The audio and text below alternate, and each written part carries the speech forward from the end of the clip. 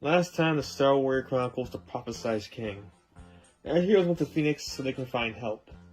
There they managed to find a man named Barry Bird, who seemed to know something about the Starblade. However, one look at him you can tell something was very glaring about this character. He did teach them that the Starblade wasn't the Grand Canyon, and that he was willing to help them find their way. However, as for upon investigation, they managed to figure out that this Barry Bird is actually his son, Cody. Though he still intended to help, they did not, because of his lies, they did not trust him and so were willing to leave him. However, they managed to fight some random person who came out of nowhere, claiming he's a bounty hunter seeking their deaths. During the fight, they had a hard time trying to figure out his ability, but with the assistance of Cody figuring out his red vision, they managed to beat him, and so they decided to get Cody's help so he can help them find the Starblade and also figure out different abilities. Just in the fact that since it's one bounty hunter after him, that means there are probably many others after him.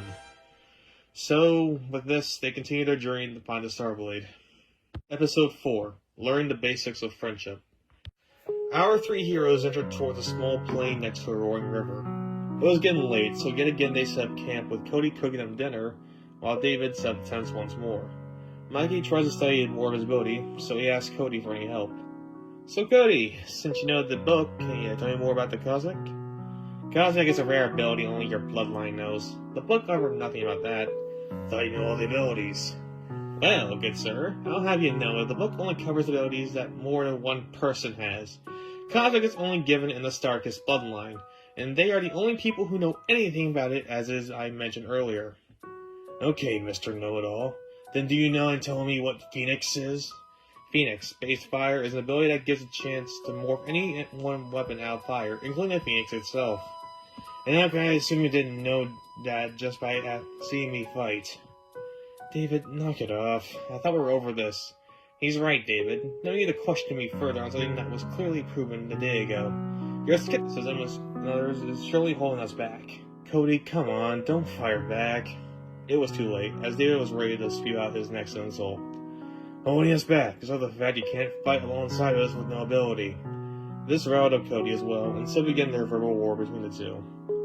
Last I checked, you don't need an ability to get by this world. If anything, it shows that I don't need a crutch to live on. An ability isn't a crutch, and for your information, I'm doing just fine without it. Now, the fact that you're an adult and both Mikey and I are more mature than you was really saying something, buddy. And they kept going back and forth until Mikey finally had enough. Both of you, stop it! The two looked at him surprised, and he just gave him an angry look. You two have been at it with each other ever since we left town. In case you forgot, I need both your help, and you two surely aren't going to do that with this current back and forth. I heard enough of it back in the orphanage, and I'm not dealing with it anymore. Now, you two shut up, or I'm doing this for myself. They looked at each other angrily, and they just scoffed as the evening continued. Matty took a huge sigh before he said his next statement.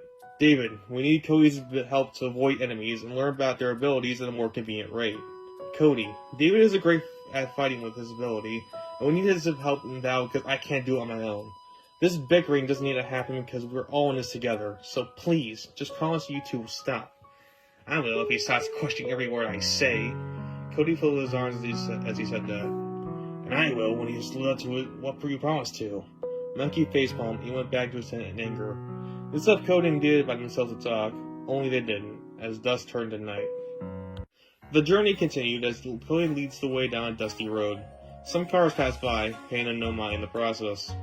Alright, at the rate we're going, we should be there in about 5 days. I think we have enough materials by then. David remained silent, not trying to provoke anything. Awfully quiet, aren't we, Emblem? He just gave an angry glare and continued to remain silent. Mikey just shook his head in disappointment. Will it kill you to try to be nice to him? I have nothing to say. Cody didn't give it the beat expression as he knew what he needed to do next. I'm sorry that I called you immature, when I weren't only helping your case. And I'm sorry for calling you a liability. I forgive you. There, I was nice to him. Cody eagerly waited for David to say it back, but David fell silent, almost like he never spoke. Well, what? Aren't you gonna say it back? I have nothing to apologize for. Cody gave him a disgusted look, and Mikey gave an unamused eye roll. I don't think I heard you correctly. You said you had nothing to apologize for? I'm not going to repeat myself.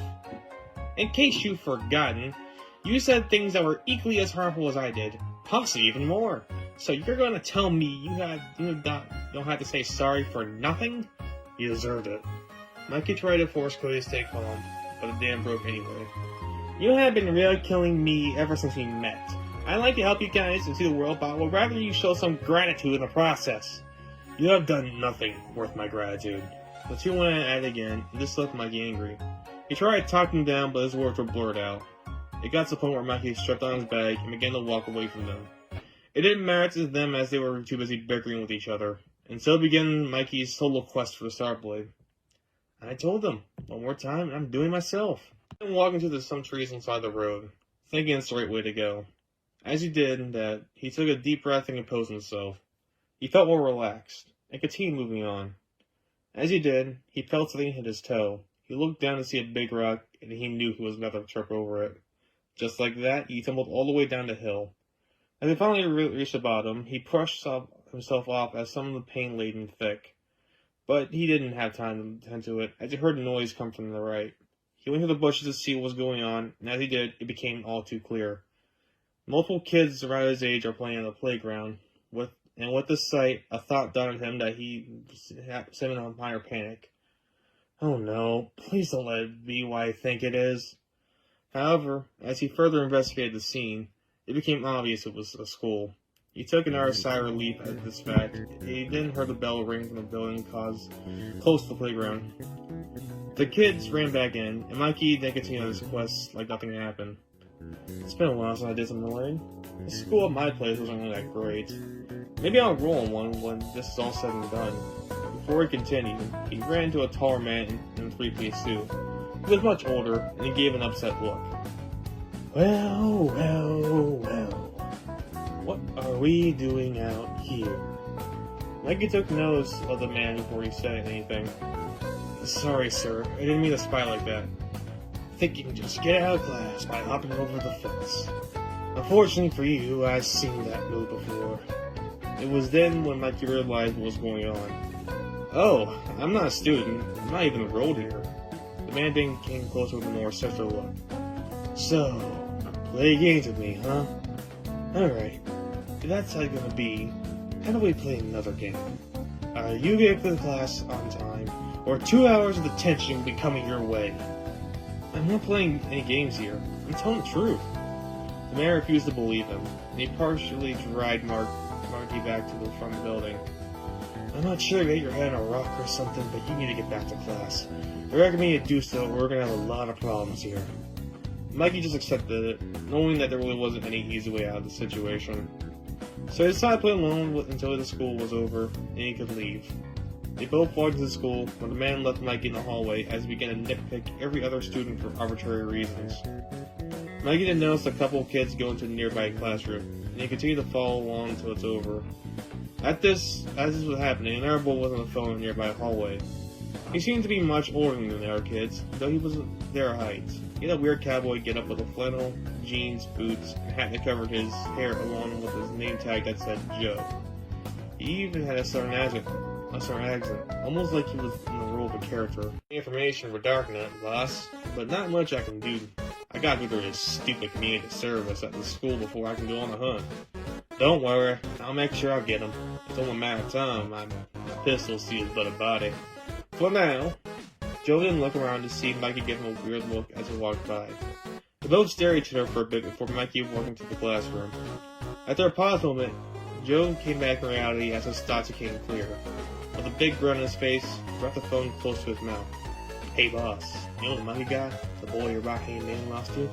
I found him. He just rolled up to the school I'm working at. He just walked by right by me. How convenient. This is clearly a sign that we're destined for that prize. Did you see the other one? Joe took a quick look around the vicinity and saw nothing. Unless this meeting's allowed to be invisible, I don't see him. I see. I suppose he's in there now. We'll deal with the adult later. In fact, it might be easier to pick them off one by one. I agree with you on that one. Just leave the kid to me. He then shot the phone and began to keep an eye on him. In the classroom, some of the kids looked at Mikey weird as he awkwardly sat at one of the front desk. One of the kids beside him grabbed his attention, and of course, occasionally asked questions. You're not a student here, aren't you? Mikey vented out some of his frustrations in one breath after they said that.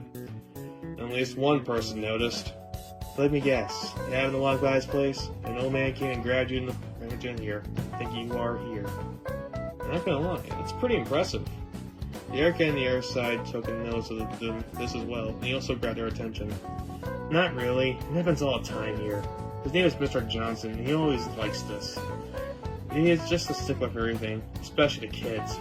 Okay, so how do I get out of here? That's the thing.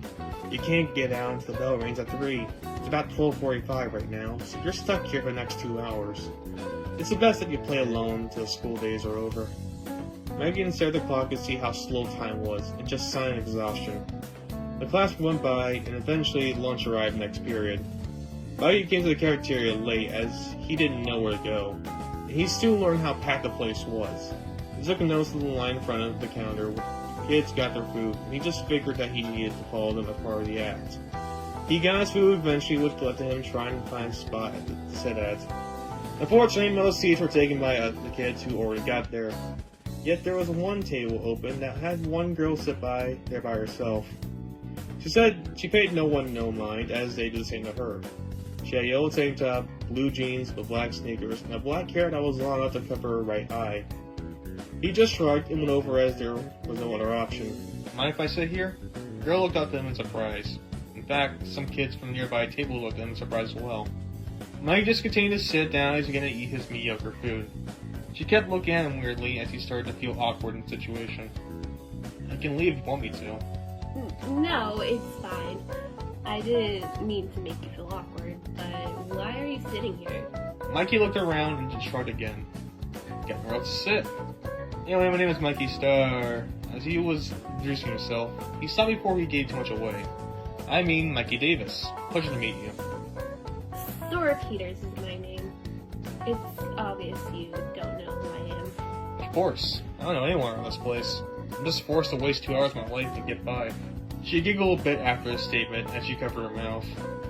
Same here. At least that's what it feels like anyway. Why is that? Sora hesitated for a moment and got real close to him.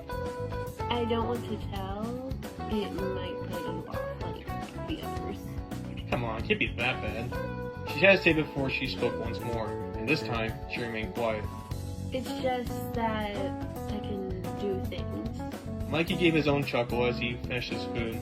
We can all do things. I'm not sure how it would put someone off. No, I can do special things. I'm pretty sure every parent has told their kids that. You don't get it. I have these powers. She didn't let out a bit of light from her hand as she got a bit louder. She immediately got rid of it and looked away in embarrassment. It finally dawned on him what she was referring to. Oh, now I see. So what? What do you mean, so what? Mikey didn't lean closer to her. I can trust you not to say a word. She nodded nervously and then let out a bit of his cosmic aura. He quickly took it away, and she held her gasp for a moment. I have powers too, so it doesn't mean I'll look at you any different. She didn't even look at him confused, and it became somewhat interested. Now that begs the question, how is having these powers a problem? Do you mind taking a walk with me so we can talk about it away from them? He agreed, and he wanted to do just that. As they walked down one of the halls, they began their conversation. You see, when I first got here, I used to be somewhat popular. I actually enjoyed being here for a couple of months. So what changed? Well, one day I was being bullied by some kid who you can tell was having a bad day. He tried to take it out on me, but I forced him back with this beam of light that just spawned through my arm, and that was the day I learned I had powers. And ever since then, people began to fear me. Why is that? Because they didn't know if I had control of it or not. I didn't really know myself either, so they began to distance themselves from me. That's crazy. She looked at him confused. He then took his turn to talk. Here's the thing. I wasn't at the orphanage beforehand, and I had a bunch of kids as friends there as well. When they learned that I had powers, they didn't see him any different. So it's crazy to me that these kids just blow you off because you have an ability. An ability? Right, you don't know. Just the way I call powers. Those kids at the orphanage must be very easygoing people. I wish I met them. They were the best things about that place.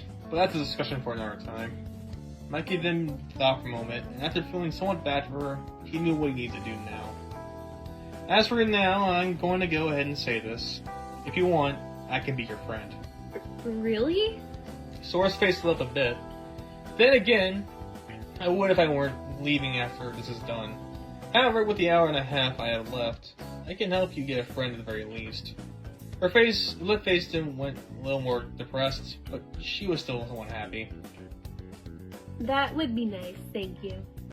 Meanwhile, David and Cody were seen running through a forest in desperate attempt to find Mikey. They called out his name, but no matter where they looked, they found nothing. God damn it, where did that kid run off to? Does it look like I know? I was too busy arguing with you to notice. But if we just had the forgiveness, he wouldn't be here in the first place. And if you just apologized back, this wouldn't have happened. They both then took a deep breath as they briefly turned away from each other. Let's not argue again. That's what led to him leaving in the first place. You're right.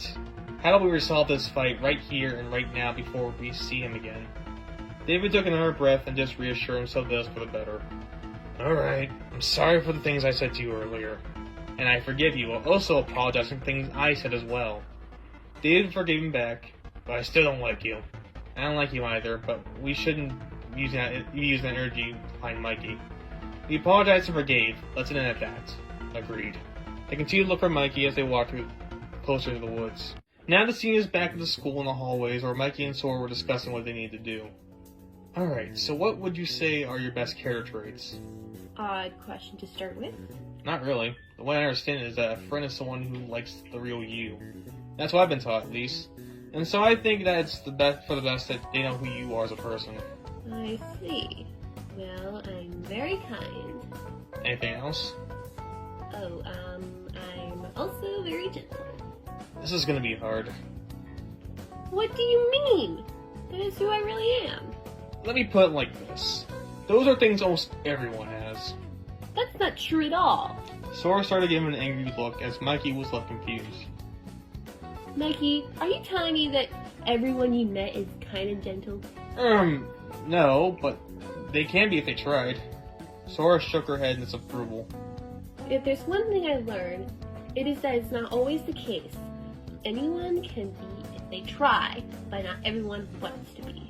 I see your point, but don't you think that's a nihilistic viewpoint on people? Not at all. Do you even give people the chance? I do, but no one ever gives me the chance. Mikey thought for a moment, and a thought came to his head. That's it then. We just need to get someone who's willing to do that. They then saw a kid walk by them, and Mikey pulled her aside. Excuse me, mind if I get a moment of your time? Sorry, pal, but my parents don't believe in God. That's not what I was referring to, but okay. Would you mind if you gave this girl, Sora, a chance to be your friend? She then saw her smile with glee, hoping it would work. The girl then gave him a disgusted look. No. Don't you know the popularity I would lose if I do that? I worked hard for it before I got to high school, and I'm not wasting it on her. She then walked away with the same look, and Sora looked down at the ground in disappointment. See what I mean? That's just one person. Let's try to find someone else who's more willing. They went around the place, asking one kid after another to be her friend, but none did. Either they didn't want to lose her popularity, or just flat out feared her.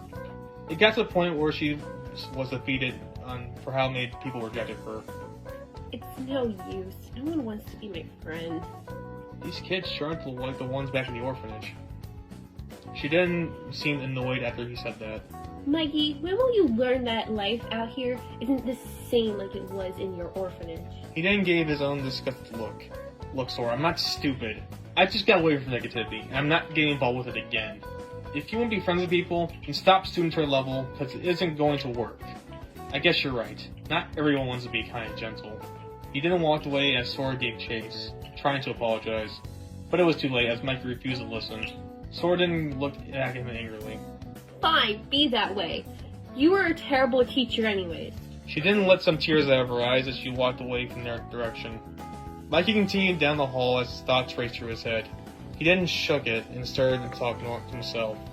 From one mess to another. Is that the prophecy I meant to fulfill? Being everyone's janitor?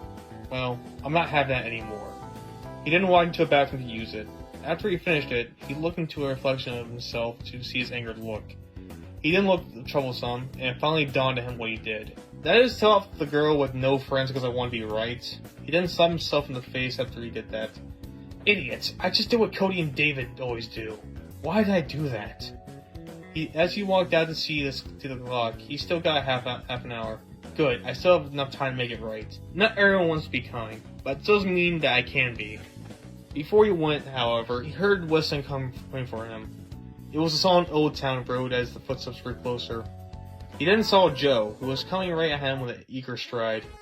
He stopped right in front of him and stopped whistling. Can I help you? You wouldn't by happen to be the boy they call Michael Starticus. Sorry, you got the wrong guy. My name is Mikey, but it's Mikey Davis. Right, forgive me then. I must have thought someone else. Joe didn't walk beside him. Mikey tried to walk away from him, but he stopped as he heard a gun clock right behind him. He didn't put his hands up in the air, and he looked behind to see Joe stand there with one of his pistols pointing at him. What do you want from me? Oh, nothing. I'm just thinking of the game of playing dumb. It works if your opponent has an IQ the same as your age. Yet there's a rare specimen to find, and unfortunately for you, I'm not one of them. I already told you, I'm the circus guy. That would have worked if the poster didn't have your face on it as well. Mikey then nervously turned around as Joe gave his sinister grin. Anything I want for your dead body. Sounds like a deal to me. Before he fired, someone came rushing in as the gun was shot. They forced Joe to the ground as a bullet misses Mikey completely, and hits him one lockers. He then saw Sora laying on top of him, and she got up as she rubbed her arm in pain. Right before Mikey got a word in, she forced him along down the hallway and into a nearby closet. Joe was still lying there in pain, and didn't even see them go into the closet. Sora, She held her finger in front of Mikey's as she saw Joe get out from the crease of the door. She took a quiet sigh of relief as Joe walked away, screaming in anger. You think a Supergirl will stop me from getting that prize? Then go ahead and hide. I'll find you anyway, star boy. He then marched off, and she closed the door in silence. She then turned to him with a serious look. So you're a king? I didn't want to give away my identity. There's a bounty on me, and this dark wizard guy wants me dead. Don't worry, I'm not going to spill it. I heard it from him talking to himself. I wasn't sure who he was referring to at first, but once he followed you, I couldn't leave you to die like that. Thanks, and I'm sorry for what I said. She shook her head as she gave him a smile. It's fine. I understand you were frustrated at the moment. I'm sorry, too, for being negative. It isn't helping me out. I guess that means we're friends, then. I guess so. They then shook their hands while giving her a smile. Alright, now how am I going to get out of here without him noticing? You can take him, can't you? I would if I knew what his ability is. That one's got me killed last time. I don't want to make that mistake again. Fair enough, but it's going to be quite hard seeing that we don't know where he went. But that's the thing. He doesn't know where we are either. We just need to remain quiet and low. Can't you do that? That's what I always do. They then took one quick peek to see if anyone was coming from either direction, but no one came. Quietly, they moved through each hall, listening to hear if he was there. So far they were lucky, and though they heard his voice taunt them from through the halls, they managed to stay out of his sight. Everything was going well as they approached the front door. That is, until they heard a loud shout come from behind them. A bullet then stopped them from opening it, and of course, Joe stood at their end. You tried your best to avoid me, but it was all for nothing, boy. He didn't fire a bullet directly at him, but sort of putted with her light hand in a panic. You can do that? I didn't know I could, but it doesn't matter. We have to deal with him. Not until we know what his ability is. It could be anything. An attack him could be a trap. Sora thought for a moment as Joe went to reload his gun, mumbling his anger under his breath. She then thought of something clever. I have a plan, but it's a bit distasteful. How bad is it? Sora then stepped in front of him, and with one deep breath, she screamed out two powerful words. School shooter! After she did that, a bunch of kids ran outside the classroom to hide somewhere safe in panic, not knowing Joe was the one. With this confusion and alarm going off, they used this opportunity to escape Joe as he was stuck in the crowd. He saw them leave, angrily shaking his fist at them. They ran back in the woods beside the school, and once they went far enough, they took a deep breath. That bought us some time. Now what? I don't think he knows where we're at, so we should be safe. And you're right, that was distasteful. Look, it was a tense moment. It's the only thing I could think of. Whatever. Is your fist okay? Yeah, why do you ask? You deflected that with bullet with it. I figured it would at least inflict a wound or something. She looked at her hand and saw it was perfectly fine. It was left confused as well, and she looked at him weirdly as she noticed not a single mark was on it. Holy crap, I didn't know I could do that. Is that part of my ability? Could be. Unfortunately, my friend Cody isn't here to tell me. Who's Cody? Before he answered, they heard an angered voice come from behind them. And who else? It was Joe. You damn kids think it's so funny with your offensive gesture. I swear when I find you, people mistake you guys for Swiss cheese. They both began to panic again, but they kept their composure as they figured out a new plan. They decided to hide some of the trees and rocks there, hoping it will work. Fortunately, it wasn't when Joe arrived at the place. He knew. I don't like the coward you are. What are you, afraid of a man with no ability? Mikey then came out of his hiding place and confused as he approached Joe. You don't have an ability? I don't need any of those fancy smashy abilities to be a great bounty hunter. That's why Team Magnet hired me. Who's Team Magnet? Didn't Dark Knight tell you? We are a group of hunters that kill for any price. Even when that price is anything we want. Now then, say your prayers, boy. He didn't point the gun at Mikey, but the sword came out once more in front of him with her light hands, and it fired the bullets once more. Joe just looked downtrodden as she did that, and Mikey was left impressed. Nice move, Sora. She looked back at him with a smile. Well, with what I know with this ability, I can at least use it to help others. Yes, you are kind, General. However, she was punched back by Joe's gun, causing her to fall in pain. Mikey then looked over with Joe's even more infuriated look. You think I just need bullets to kill you? Mikey then unleashed his cosmic aura, and he walked straight towards him with an unserious look.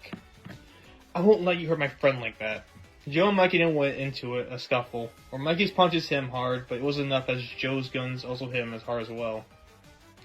They went at it for a few seconds before they backed away in pain. You're supposed to be that wizard guy, but you sure are weak. Speak for yourself. Before Joe went in for an attack, he felt a fire arrow graze his shoulder. He didn't hear a voice come from behind him. That was a warning shot. Next one's you're a stupid hat if you don't leave him alone. As Sora gets up, they all see both David and Cody stand there with their own serious look. Mikey smiled as happily looked upon them. If I remember correctly, David, he did say that he didn't have an ability. Meaning he's easy pickings.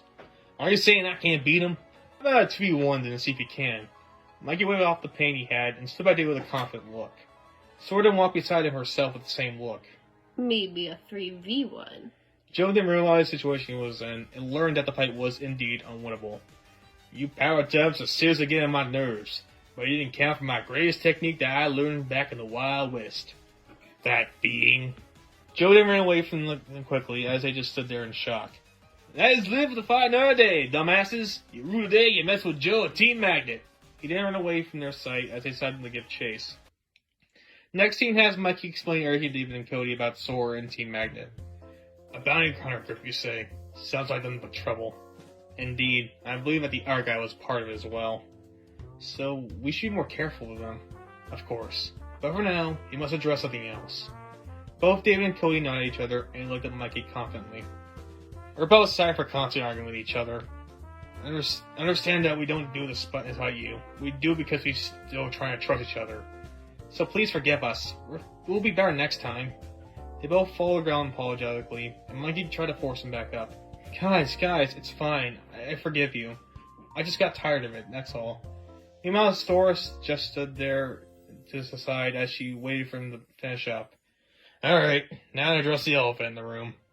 All of them looked at her, and she just seriously waited for him to say something. Thank you for watching, Ram. I knew he can feel a bit self-righteous at points. Yeah, don't mention it. They stood there awkwardly before another word was spoken. Anyway, I don't suppose you need any more help on your quest. If you're asking to come along, that'll be a no. It's bad enough with Cody, and I don't feel comfortable taking our tutorial with me. Trust me, my parents will not know I'm gone. In fact, they wouldn't know if I even exist. We get that, but like you said, we don't feel like taking a Ram's kid with us. It could get dangerous. Sora then looked for Mikey and his input. I'm sorry, Sora, but I have to agree with them on this one. Not saying you wouldn't help, but if Joe gave us too much problems, I can't imagine what we'll do against pair foes. I think it's best you stay put. Sora looked down his appointment, but it didn't matter too much in the end. I understand. Well, will I see you again? Sure, once it's all said and done anyway. Speaking of which, we probably should get going for Duskerize. We don't want to waste any more time. Okay, bye Sora, till we meet again, and may the stars shine upon you. She was still confused by the last part, but just waved goodbye as well as the three ventured off.